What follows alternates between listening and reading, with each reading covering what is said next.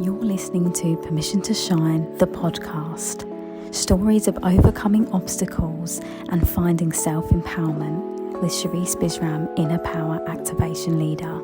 The Oxford Dictionary describes permission as the action of officially allowing someone to do a particular thing, consent, authorization. What if you were that someone and you gave yourself the permission to be everything you wanted to be and more?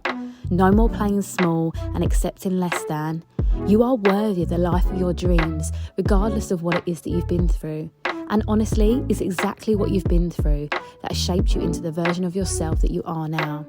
Like a diamond, you've endured so much, but instead of breaking, you have become stronger and brighter. And if that's not a reason to shine, then I don't know what is. And if nature can do it, then why the hell can't you? You are brave, you are strong, you are powerful, and you are enough. Hear my call and give yourself the permission to shine, because you don't realise how many people are inspired by your light.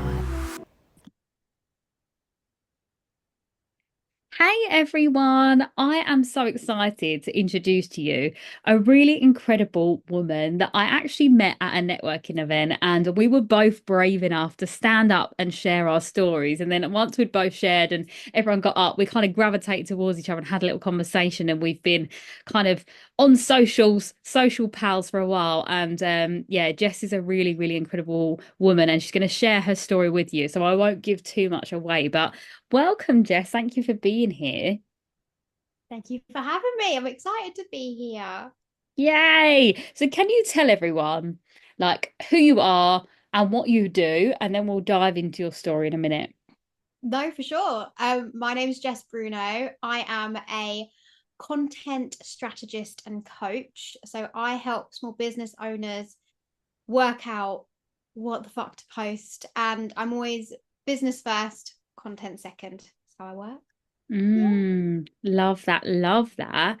So, I mean, that is incredible. And I will put Jess's links in here. So for anyone that wants to follow Jess, I urge you to, because I love the way she does her content. It's so fun, it's engaging. And that was one of the first things I noticed. I was like, yes, I love that. And I know that you challenge the way business is done just in general, which obviously I want you to share all about that. But I'd love for people to I'd love for you to tell everyone about your story, because it hasn't been easy for you to kind of get to this position. So I'd love for you to just kind of have the floor and just share, what you've been through to get to become this person, basically.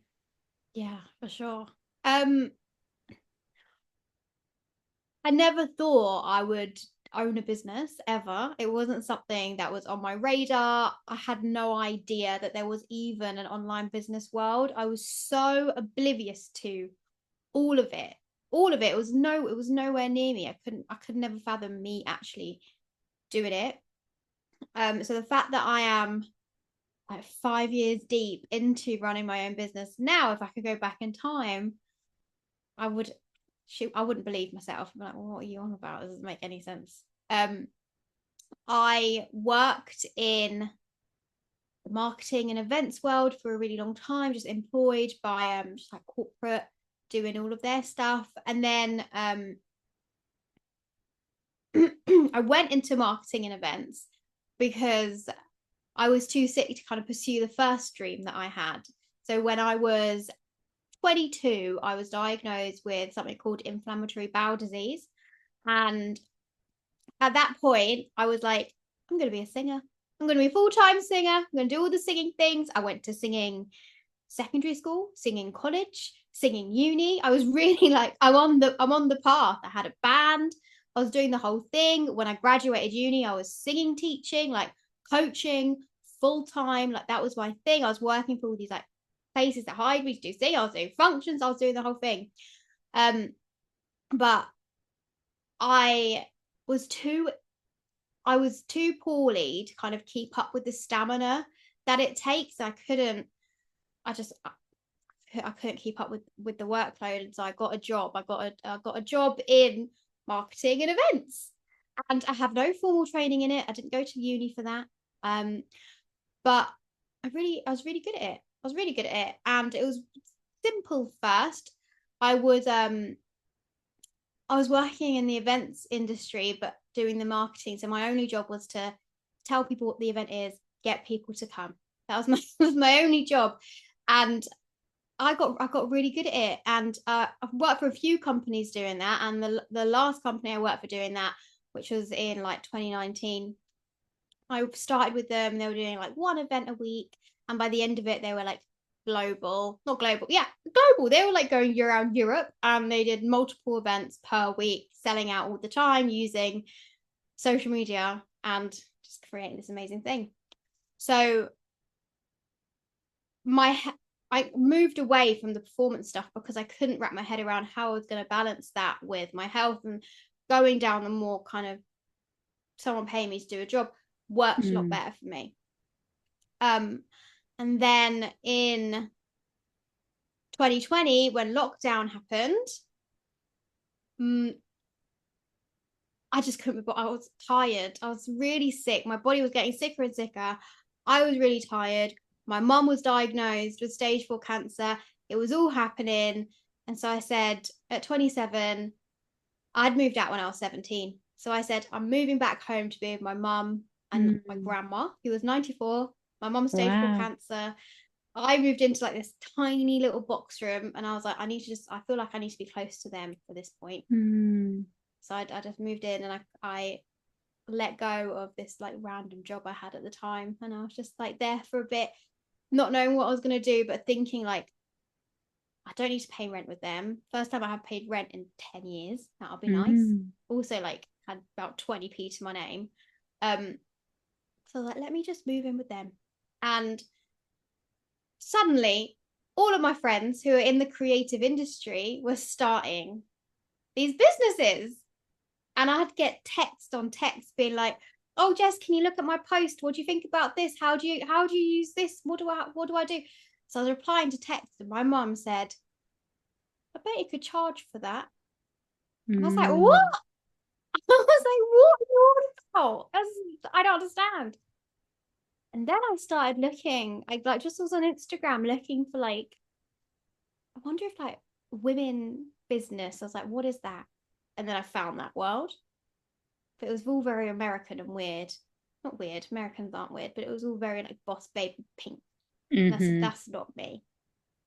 And so I was like, maybe I can find more of a community, more people like me who do this. And I'm not gonna lie, it's quite hard finding us without knowing anyone. Oh yeah, it's really hard. But I found us, and I started building a little community, and I started posting on my Instagram just more like as blanket information, so I could direct my friends to my Instagram, like, well, here's a post that I did that will show you how to do it. I think that's probably easier than me saying the same thing over and over again. And so I was in like first year of the business, learning how to do stuff on the go. My health, the nature of my disease is up and down. So throughout between year 1 and year 5 of business, halfway through, my health just started getting horrific, to the point where I had to have surgery to remove my large bowel, because they were like, we have nothing, we can't do anything anymore. And also my mum died on my 30th birthday whilst starting this business, and life has got in the way quite a lot. But what I've really learned how to do is create a business, create a flow that works around me, that works around my body, that worked around these mental life things. Like my mum died, I had to take over a month of my business just to grieve. And then I had my colon out, and I had to take 12 weeks of business to recover. And then I had, times of being really sick, and I just couldn't do anything at all. And it's been a massive learning curve throughout, kind of like what I can do, what I can't do. And since I had the surgery, I've been more active. I've been able to do more, and things have changed quite a lot. I don't really know where to go from here. You said yeah. No, this is everything. Took a mile. No, this is what I wanted. I wanted you to have that space to be able to share, because I know you've been through so much. And, this is the whole reason that I do this podcast, is because it's that story of overcoming to find, that true sense of empowerment which you live in. And I think you've shared so much really beautiful things about you know, embracing change and, you know, finding that inner strength when you are physically at, you know, rock bottom, let alone like grief and also then the physical health elements to yourself. There's been so many setbacks in your life that would say to you, you know, give up or stop, but actually instead of it stopping you, it's just giving you more flexibility. And I think that what I know for sure with so many people is they're scared to take a risk. They're scared to jump. They're scared to do something different. But I think similar to me, you've not had a choice. You've Oh, had there's to no make it choice. work. Yeah, exactly that. That's That's what, different. yeah. And that's what I say to people. I'm like, I didn't choose to do like, you know, to do things this way or to have life be like this for me. I've just had to roll with the punches, which, you know, you have. And it's, you know, you've created such a beautiful community of, people, you know, like I can see that, and I'm really excited to go to your event. So Jess is hosting an event on the 14th of December, and it's networking, by the way. So you're gonna twerk and be doing some twerking. And I want to highlight that because obviously dance background. But yeah, I feel like I'm really excited to be around the women that you cultivate, because you have this softness to you as a person, but you know, you're so fun and vibrant. And you know, if people didn't know your story, they wouldn't know that side to you, because you come across so confident, so much full of life, which is similar to people really what they say about me, to be honest. Like people are like, oh, I wouldn't realize that you've gone through so much trauma. And I'm like, well, no, because I don't wear a badge that says, hi, I'm trauma. Do you know what I mean? So, you know, but I guess for me, like there's always a key point in our stories where we've given ourselves that permission to shine. There's like a key moment and we've just gone, it's not going to be this way anymore. I'm going to do it like that. And what was that moment for you in your story? Right at the beginning. So in year one of the business, and I'm quite lucky that it happened to me in year one, but I've always been a very messy action, fuck it kind of person anyway. Um, but when I first started posting about what I do on Instagram, and let me tell you, my Instagram page, this is how unclued up I was. If I could go back now, I'd be like, start a new one, and then you can cultivate it and like really like go in and make it really targeted. I just changed my personal page into a business page, and then all the boys from Tinder that were there were like, what the fuck is this girl doing? The Tinder boys. The Tinder boys were just like hemorrhaging. I was hemorrhaging followers. I was like, who's leaving? Oh, is it? I don't want them here anyway. I've changed now. But in the first few months of doing the business, I was really ill. So the way that my disease works, you go through stages of remission and stages of high, like being in a flare up. And I was just in a constant flare for like the first 4 years of my business before I had my bowel taken out, up and down, up and down. And I put on my Instagram story back in the day of the AB poll. Remember that? Yeah. I said, would you still take me seriously as a marketer if I started talking about my chronic health, my health journey a little bit more on here? Because it's getting difficult for me not to talk about it anymore. And I just want to know if you take me seriously. And I said, be honest. And then I left that there. The next day when I checked it, it had like, I think like a 48 to 50, whatever that is, 52 split or something. It was very down the middle. And I didn't have that many followers then. But a lot of people voted on it that I would consider a lot of people. And then I really took that, no, I wouldn't take you seriously to heart. And I was like, oh, damn, I'm going to miss out on a huge wealth of people who are going to see me as not serious as, because I'm really good at what I do. Yeah. Like, I'm really good at what I do. I help one of my clients. We were doing my 6-month container with her. By month 3, she'd started making her 10K month, and by then she'd done like 15K month. Like, that's not everyone's goal, but she had a really clear financial goal, and we smashed it out the park. She's got a very small following, so my expertise is monetizing small followings, so anything under 10K.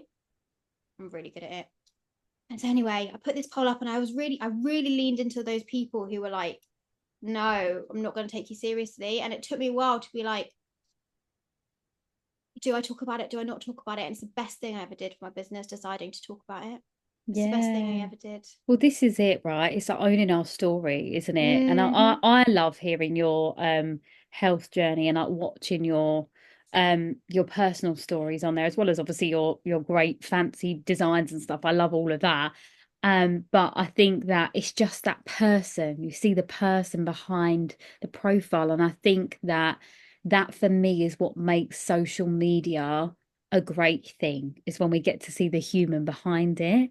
And that's what we connect with, isn't it? Because Yeah. we don't want to see, like, I personally don't want to see the person making 10K months gloating about the 10K months and living their best life, but not being honest about the hard parts in between. You know, I want to see all of it. I want to see the days that look great, and I want to hear when the days haven't been great, you know, and that's something that I try to do more of. Like, you know, today I'm recording other things, so I've got makeup on, but a lot of the time I don't wear makeup, and I'm really okay with that, you know, like I'm just okay with my skin flaring up, and then, you know, being on my period and all these things. Like, I will talk about all of those things because I think that that's really important, that, you know, not only women but like, girls are seeing that, you know, if we're happy and embracing all the parts of us, then they get the chance to do the same thing, right? Instead of trying to look like everyone else, like we've been conditioned to do. Yeah.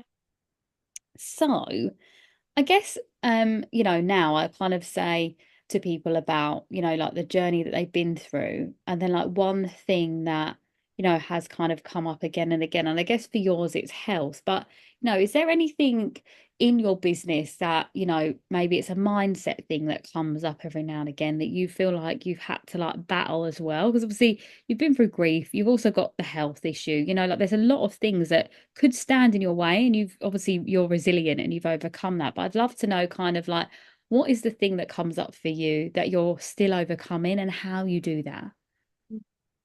So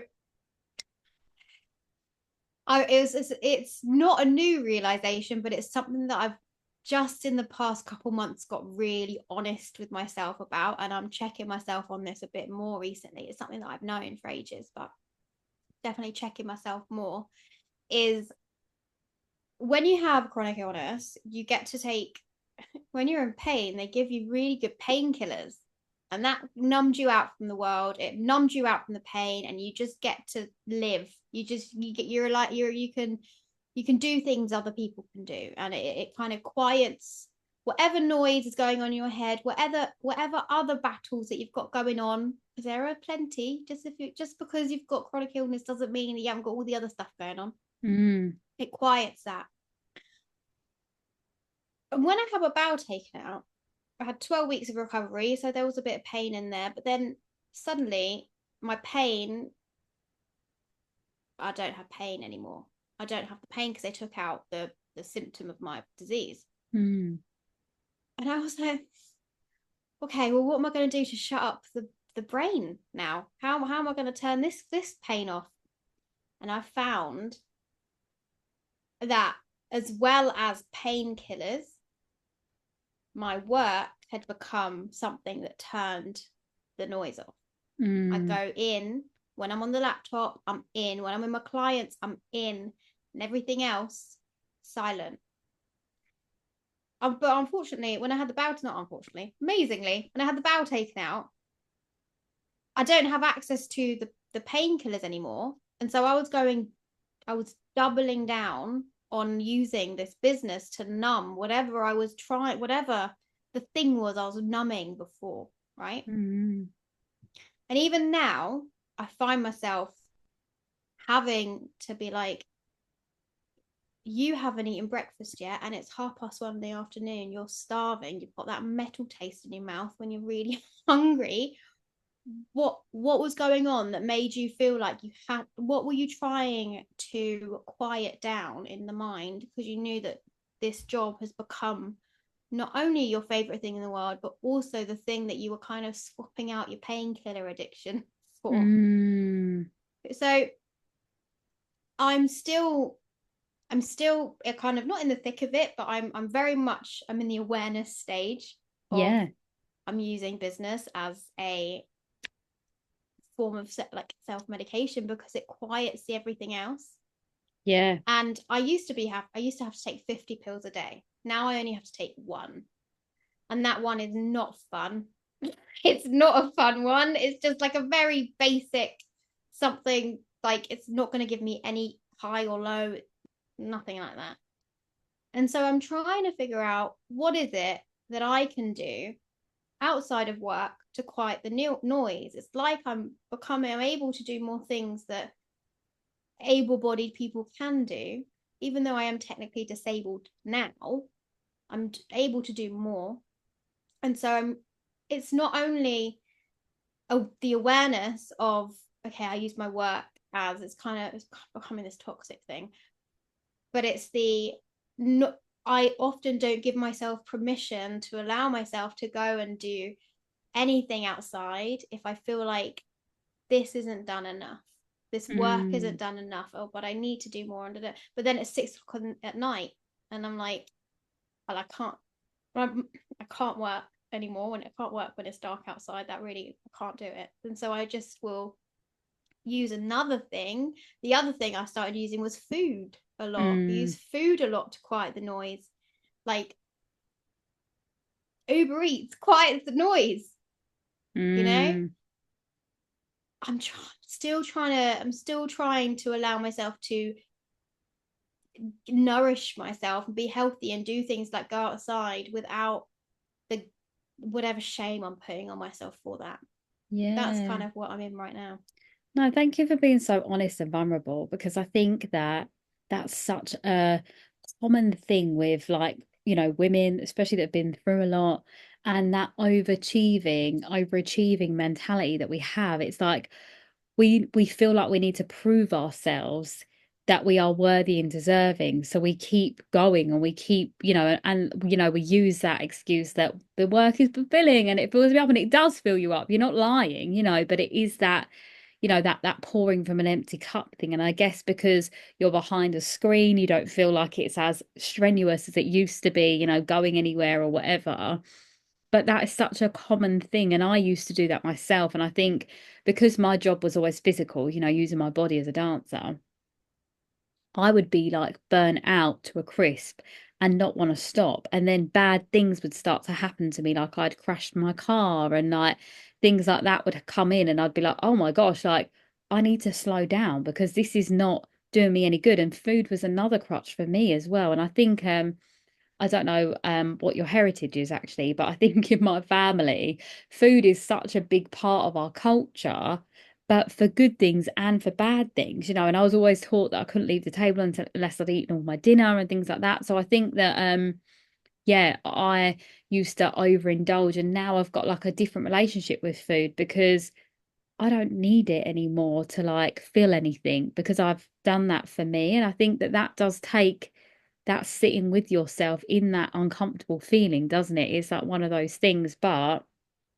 I mean, whatever you're doing in your business is working. I think it's just, you know, giving yourself that permission to soften, you know, when you need to. And I guess for you, when you do soften, sometimes it's because of your health, and then therefore you feel like you've got to catch up almost, don't you? But you don't. Well, that's the thing. Rest for me has always felt forced, because my body would force me into having to rest. And when people are like, oh, just have a duvet day, I'm like, I can't have another duvet day. I've had way too many in my life, these forced duvet days. I'm still kind of reprogramming my body to be able to you can go out and you can do these things. I have got limitations, I won't lie, I have. And there's always, it's quite complicated with health and being scared and having quite a few things going on. But yeah, rest, like Instagram rest, like going for walks, taking bubble baths, having a duvet day, all of that stuff I've done. I can't do anymore. I really can't. And I relate that to being sick. And so when I let's say I do burn out and I have to take some rest, or I do have a cold, all of that, I'm just like so paralyzed by the trauma of having to be in those situations before. But I'm very aware of all of it, and I am slowly starting to change. So I'm doing baby steps. Like I'm committing myself to doing one class at my gym a week, and I've deleted all the takeaway apps off of my phone, and I'm definitely making changes, but it's still very new. I'm still in the grind there. Absolutely. But that's so lovely for you to share that, because I think so many people think that, you know, you just have it sorted. You've got a successful business, therefore you must have everything in life figured out, you know, and it's not that at all. So thank you for being really honest about that, because that is it, right? We're all a work in progress, and we're all, you know, in our own way figuring things out and what the right thing is, and it will always change, you know, like we're in different seasons of our life and our businesses as well, right? So it's like, yeah, just being aware, like you said, that's it. It always comes down to that. That's what I tell everyone. They're like, oh, well, how do I begin? I'm like, you get aware of your actions, your thoughts, your processes. That's just step one, right? And then what you do with that is the gold stuff. So I guess for, you know, say there's a girl or woman listening and they wanted to start up their own small business, what would be your like 3 top tips for, you know, using social media and to promote their business, or whatever it is that you do? I want to hear your version of it, because I'm going to mess up how to say it. You have just started a small business, and number one, don't change your personal profile into business profile. Start from scratch. Even though that might feel scary, even though you're like, yeah, but I've got 0 followers there, who's going to see it anyway?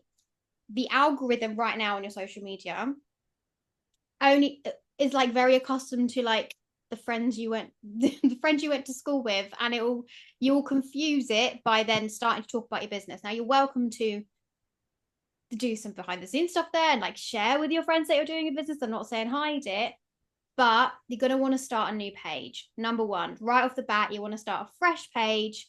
Let it be new, let it be known. You're at ground zero. And as you grow that page, the first thing I want you to do is not shout into the void. You need to go in there and see your social media page as a networking opportunity. Start having conversations with people that fit the mold, that fit the vibe, that you feel like you could get on with, business owner to business owner. I always say growing a business online, there's 2 sides to it in organic content. Number one, making really shit hot content that talks about the transformation and talks about the why, rather than this is my product, this is the benefits of it. They don't want to know that. People just want to know, like, how is it going to make them happy? How is it going to save them time? How is it going to fit into their lives and bring them more joy? That's all they want to know. But the other side of this, which is completely neglected all the time, is strategic collaboration. So if you can inject yourself into a pocket of a community that's already got all of your target audience there, they've got them all, but you can be at the front of the line and do a strategic collaboration with, say, the founder or something, give something to their community, introduce yourself. That is where kind of rapid growth can happen, because you're getting in front of lots of people that have already been pre-qualified to say yes, they're your target audience. Now, I'm not saying I am saying shoot for the moon, but if you were to DM an account that's got 1 million followers and you've just started a page, the chances are that you're not going to be seen by them, right? So you're going to have to be a bit clever about it, duck and weave, find the emails, go on LinkedIn, but don't be scared about reaching out to smaller communities, micro communities, brands of one. Networking is so important. Networking is so important to this kind of beginning stage of your business. And if you can't get out, if you don't want to go to in real life events, which is fine, I couldn't do that for the first 4 years of my business. I couldn't leave the bloody house. I did it all online. And by my 4th year of business, I had tripled my salary that I was making in employment whilst juggling all of the shit. So you can do it online if you can't leave the house, or you're juggling too many things, kids, life, dogs. I said dogs can be hard work. But yeah, 2 sides, really, really good content, strategic collaboration. Both those things combined will help you grow. And then don't worry about having a small audience, whatever you feel small is. I've worked with businesses that have 200 followers. I've worked with businesses that have had 200,000 followers. They both say the same thing. I need more. It's not enough. How do I reach more people? They both say the same thing. I'm like, I wish I could get you in the room with the other person. I wish I could. Everyone always wants more. When you start to realize I actually have enough, I have enough. Wherever you are on that journey now, if you're at 0, you're gonna have to find some people. But as you start growing, know that you can. Your numbers are enough. Yeah. No, thank you. That's so powerful. And yeah, the networking thing for me is so key. I think when I started my business, I'm like a few years behind you. I started this business officially like almost 2 years ago. It'll be 2 years in January, so it's still quite new. And that was really my starting point, was the networking. And I think probably similar to you, that the moment I enter a room, I'm noticeable. So then people do talk to me anyway. They're like, oh, who are you? Like, what do you do? You're in all orange. Why is that? So that's kind of how it starts for me. And I think that's how my business began, really, was that. But I did the faux pas, Jess. I did do that. I did transform the personal account across. You don't know. I didn't know. No. I came from a background in bloody marketing, but the background I came from is completely different to the online marketing, online world space. Like, there is no such thing as content pillars. There is no such thing as the word copy. That's not a thing. It's not real. Like, so when I came here and I was seeing all the online, like the marketing people like me doing their thing, I was like, what are these weird words everyone's using? I'm so confused. And so I asked one of them, she told me, and I was like, she must think I'm an idiot or like I'm not good, but I promise I've been doing this for ages. I know. These are all new things to me. I had no clue. When my first business mentor said to me, "So how are you going to do the copy?" I was like, "What's a copy?" What's a copy? Yeah, you Yeah. just don't know. You just don't know. No. And now I'm throwing it out left, right, and centre. I'm like, There you go. yeah, got my copy sorted. It's funny, but I would say, for anyone that is starting out in business, because I kept saying, I was at an event in Brighton. I was talking at this event in October, and I kept saying that I'm new to business, and they're like, "You're not new to business." And they're like, "A new to business is someone that's like within the first like few months." So like, oh my God, don't let them say that. You're a 2-year-old baby, babe. I always say you're new in business. I think I'm new in business. Well, like, they kept saying to me that to not say it because I'm undermining myself. That's what they meant. Is in like, do you feel like you're undermining yourself when you say it? I think I was. I do think I Okay. was playing small, like as in saying, oh, well, I'm so new. I don't Yeah. really, and it's true because, being a self-employed dancer to running a business now that is not that, it was been a weird change. But I do finally feel like I am sitting in the seat of my businesswoman era now. So I'm like, I'm still new. I'm still new in this space, but I'm owning where I'm at. And I think that it's, a nice place to be, is like knowing how business works. And I think that's taken me a few years to get the hang of. And I think a lot of people that have come from corporate, they have it like that, don't they? They know how business works, they get in, they make loads of money. But then I think that there's also, for me, that integrity piece that I feel like you have so much of as well, which is really important. It's like, why am I doing this? It's not just because I want to make lots of money. It's because I actually generally want to help so many women like you do, which I know that is just everything that you are. But talk to me about your networking events, because I can't wait to go, but I'd love for you to just explain it to anyone listening so they can hear how fun and fabulous it's going to be. So in one of the jobs that I worked previous to this one now, when I said I was doing events and I was doing events and marketing the events, it was for the most amazing event called Reggae Brunch, and that took place in London. It's all across London. It's everywhere now.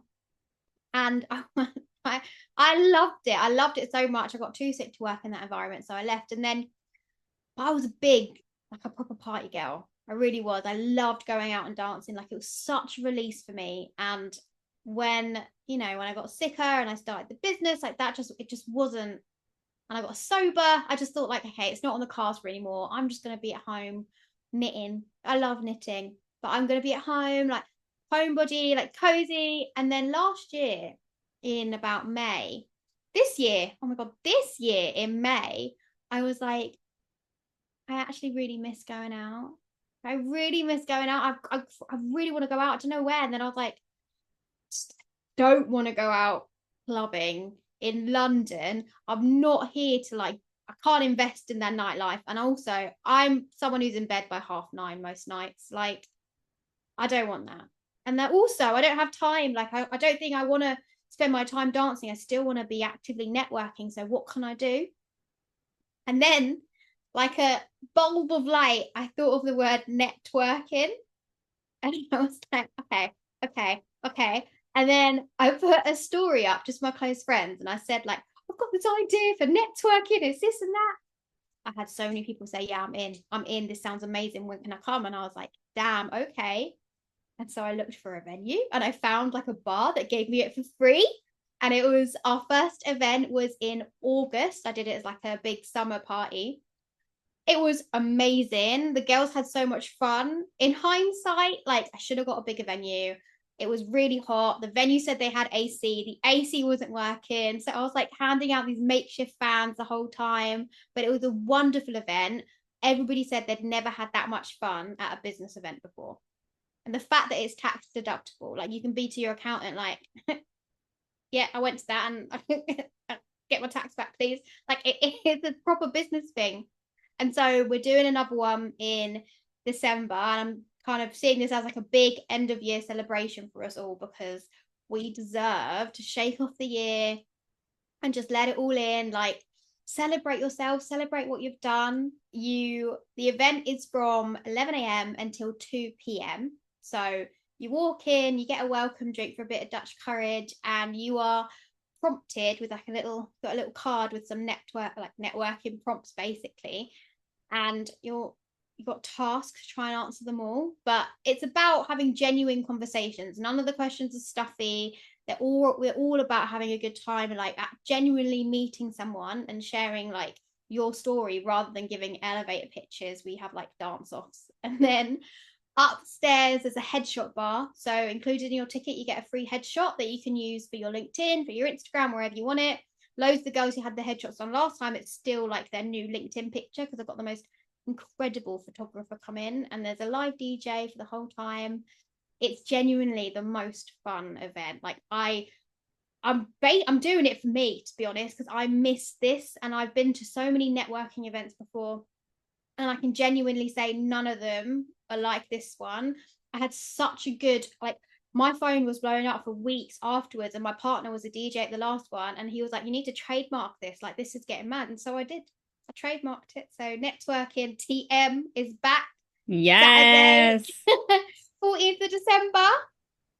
I'm so excited for it. I feel like you exactly that. You've coined something that's amazing. And it's so funny that you said reggae brunch, because I've been to the reggae brunch, I've been to the R&B brunch, I've been to all of the ones that are connected by that sister chain. So it's so funny, isn't it, that you've been a part of all of this, and it makes so much sense because the vibe of your first event, I was like, oh my God, this is so cool. And I think I'd only just met you at the time. So I only just kind of, I think I met you and then the event was that weekend almost. So it was so close that I couldn't attend. But yeah, I'm really excited to be there, and I'm going to put the details for how people buy tickets, obviously there. What is the location for this one?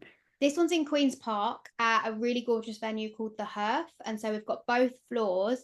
I wanted to get a space for 2 floors because last time it was so loud, and I love it loud, but I know some people need a space to kind of like recalibrate and come back. And also they get to have their headshots done in a more like private area as well. So yeah, it's at The Hearth. We've got both floors. It's gonna be great. Yeah, it sounds amazing. And I think it's so, yeah, great that you're doing this. And I think that the best things come from that space of passion. When you love something, like you love connecting people, because obviously you're amazing at networking anyway. And then the dance element, like you've thought of all of the little details, which I think that people miss because obviously they don't think about that. And I've obviously hosted my own events so far, and I know how much goes into it. And I think that you've definitely got it down to a point where it looks effortless. So whatever you're doing, I'm going to pay attention. I'm going to be taking notes when I'm there, or I will just hire you to do mine next time.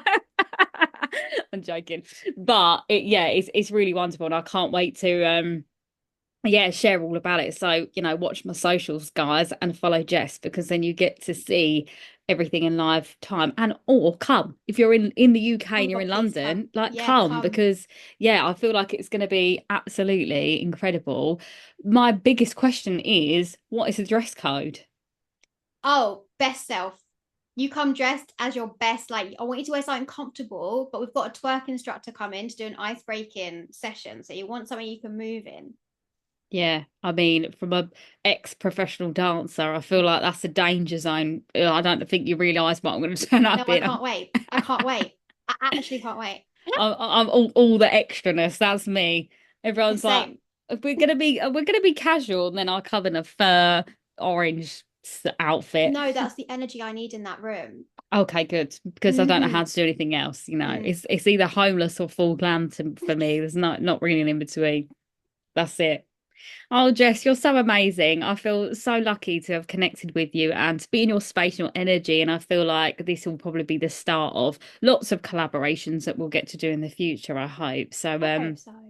yeah, amazing. So, where can people find you? I will obviously have all of your links in the show notes, but for anyone watching, where can they come and find you? You can find me on Instagram. My handle is @grow with Jess Bruno. I changed it earlier this year. It was always just my name, but then I found there was a nice ring to grow with Jess Bruno, and all of my programs are called, like, they've got the word grow in it. Like, my one-to-one's growing and glowing. My group programs, watch us grow. So, like, I was like, let me put this word grow in there. But yeah, find me on Instagram @grow with Jess Bruno.